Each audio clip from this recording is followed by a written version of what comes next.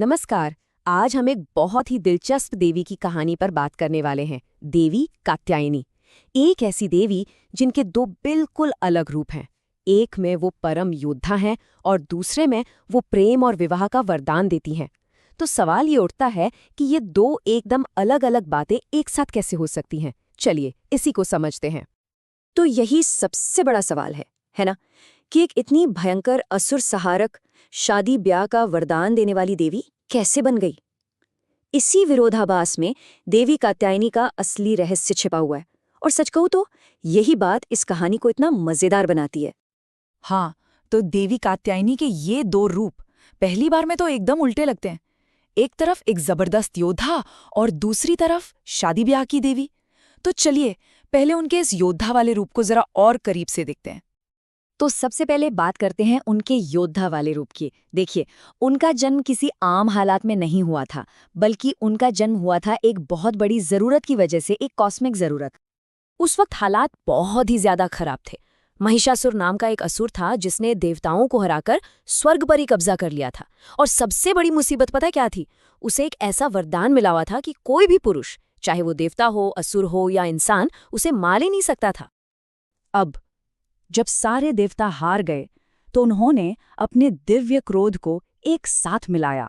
सोचिए, हर देवता के शरीर से एक दिव्य ऊर्जा की ज्वाला निकली, जिसे तेजस कहते हैं। ये सारी ज्वालाएं जब एक जगह इकट्ठा हुईं तो वो आग का एक विशाल पहाड़ बन गईं, और उसी पहाड़ से एक भव्य शक्तिशाली योद्धा देवी का जन्म हुआ। और यहाँ बात और भी दिलचस्प हो जाती है। हर एक देवता ने उन्हें अपना सबसे शक्तिशाली हथियार दिया। मतलब शिवजी ने अपना त्रिशूल, विष्णु जी ने अपना सुदर्शन चक्र और हिमवान ने अपना ताकतवर शेर, उनका वाहन।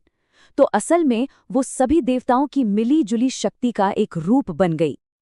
तो इस तरह सभी दिव्य अस्त्र शस्त्रों से लैस होकर देवी उस महायुद्ध के लिए तैयार हुईं, जिसने उनका नाम इतिहास में हमेशा के लिए अमर कर दिया, महिषासुर का वध। देखिए, महिषासुर का सबसे बड़ा हथियार उसकी ताकत नहीं थी, बल्कि उसकी रूप बदलने की शक्ति थी।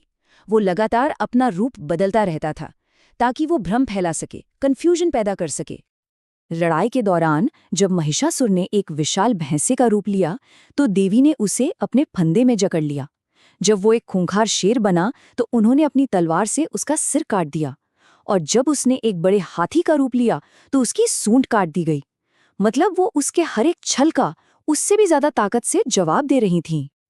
अच्छा, यहाँ एक बहुत गहरा मतलब छिपा है। महिषासुर का ये बार बार रूप बदलना असल में इंसान के अहंकार यानी अहंकार का प्रतीक है। सोचिए, हमारा ईगो भी तो ऐसा ही है ना। बचने के लिए कभी घमंड का रूप ले लेता है, तो कभी गुस्से का, तो कभी लालच का। और ये जो लड़ाई है ना, ये प्रतीकों की लड़ाई है। एक तरफ है देवी का शेर, जो काबू में रखी हुई सात्विक शक्ति का प्रतीक है, मतलब वो ताकत जो ज्ञान से चलती है। और दूसरी तरफ है महिषासुर का भैंसा, जो बेकाबू, तामसिक और सिर्फ अहंकार से चलने वाली जंगली ताकत का प्रतीक है। और फिर आया लड़ाई का वो आखिरी पल। देवी ने उस भैंसे को अपने पैरों के नीचे दबा दिया, और जैसे ही वो असुर अपने असली इंसान के रूप में उस भैंसे के मुंह से बाहर निकलने लगा, देवी ने अपनी तलवार से उसका सिर धड़ से अलग कर दिया।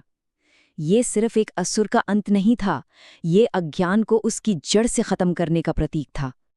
तो ये तो थी योद्धा देवी की कहानी। लेकिन अब कहानी में एक बिल्कुल अलग मोड़ आता है। वही भयंकर योद्धा प्रेम और शादी का वरदान देने वाली देवी कैसे बन गई?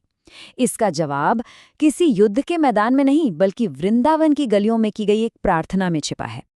ये जो मंत्र है, ये भागवत पुराण से है, और इसे वृंदावन की गोपियों ने जपा था। और यहीं से कहानी का दूसरा पहलू शुरू होता है, एक दिल से की गई प्रार्थना की कहानी। ये कहानी है मशहूर कात्यायनी व्रत की। जरा सोचिए, वृंदावन की अविवाहित गोपियों ने भगवान कृष्ण को अपने पति के रूप में पाने की एक जबरदस्त इच्छा के साथ पूरे 1 महीने की कठोर तपस्या की। उन्होंने पूरे दिल से देवी कात्यायनी की पूजा की, और उनकी इतनी सच्ची और शुद्ध भक्ति देखकर देवी प्रसन्न हुई और उनकी इच्छा पूरी की। और बस इसी कहानी ने उन्हें हमेशा हमेशा के लिए विवाह की देवी बना दिया। तो अब हम वापस उसी सवाल पर आते हैं जो हमने शुरू में पूछा था। एक योद्धा और शादी का वरदान देने वाली देवी, इन दोनों रूपों में आखिर क्या कनेक्शन है? देखिए, सबसे जरूरी बात यह है कि ये दो भूमिकाएं अलग हैं ही नहीं, ये एक ही प्रोसेस का हिस्सा हैं। महिषासुर, जो कि हमारे अहंकार का प्रतीक है, उसका वध करना किसी भी अच्छे रिश्ते को पाने के लिए पहली और सबसे जरूरी शर्त है। क्यों?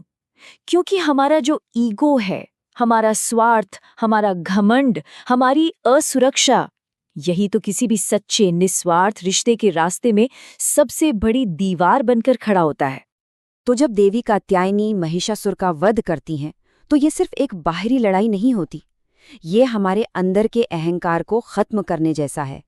और ऐसा करके वो एक ऐसी आध्यात्मिक जगह बनाती हैं जहां सच्चा प्यार पनप सकता है। मतलब उनका योद्धा रूप ही उनके वरदान देने वाले रूप का रास्ता तैयार करता है। तो देवी कात्यायनी की ये कहानी हमें एक बहुत गहरा सवाल सोचने पर मजबूर करती है कि किसी के साथ एक सच्चा और गहरा रिश्ता बनाने के लिए हमें अपने अंदर के किन असुरों पर, यानी अपने किस किस तरह के अहंकार पर जीत हासिल करने की जरूरत है।